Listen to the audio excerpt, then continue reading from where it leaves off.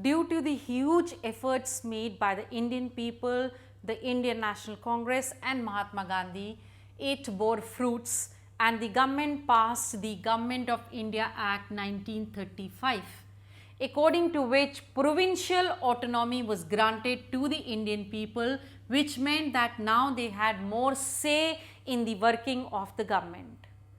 And in the elections which were held in 1937, the results were very heartening because Congress had won in 7 out of the 11 provinces. And at the same time, Second World War started, in which Indians were forced to go and fight for the Britishers in distant lands. But the Congress first of all wanted the Britishers to promise that after the end of the Second World War, they would leave India, they would give freedom to India, and it was on this pretext only that they would actually help the Britishers in the Second World War.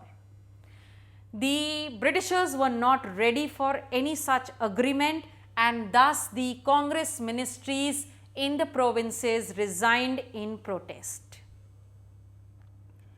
Then came in the last big mass movement of Gandhi. The first one was non-cooperation, second was civil disobedience, and third is the Quit India movement. Now Gandhi gave the ultimate call that quit India, leave India, just go away from here. And he gave the popular slogan of do or die. All the authoritative places, symbols and communications were attacked by the Indian people, and thus there was a mass protest. People came out in open, they started demanding that their freedom has to come, and there was bonfire of the British goods and people started picketing the liquor shops, and there was all protests and hartals and demonstrations everywhere. That is total mood of the Indians to give a kick to the Britishers. But the Britishers were not that easy. They tried to suppress the movement again with a heavy hand, and they bombarded, they put people behind bars, they crushed them, they suppressed them, they did everything to see that the movement dies down. But sadly for India, in 1940 the Muslim League gave its final blow, and that was they started demanding a separate homeland for the Muslims, which they said would be called Pakistan. Actually from 1920s onward, when the Muslim League had been formed, the Muslims had started feeling that they were an independent and they were a separate body. And in the 1937 elections, when they saw that the Congress won in 7 out of the 11 provinces, their feelings got strengthened, and they felt that even after independence, if this was going to be the situation and if they are united, if they have one country called India, then they will always have to play second fiddle to the Congress. And thus the Muslim League, for their own self-interest, divided the country India into 2 separate homelands, or probably at this time the demand had come up. Actually, the Muslim League started gaining more and more strength in India because Congress failed to mobilize the Muslim population in India, and they started feeling that their only solution lied in the fact that they had to make a separate homeland for themselves called Pakistan.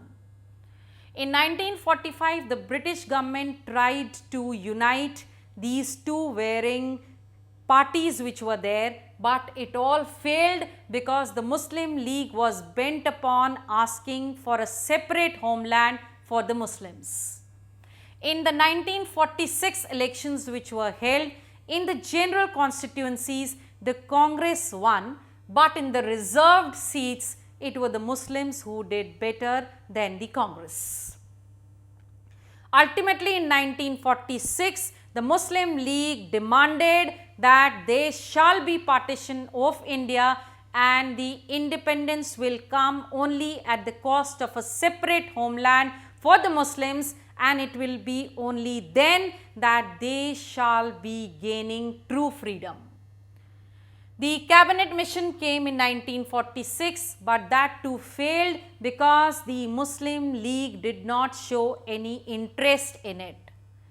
Ultimately, the League asked for a direct action day on 16th August 1946, wherein the people protested out in Calcutta street asking, demanding for freedom and also for a separate homeland for the Muslims.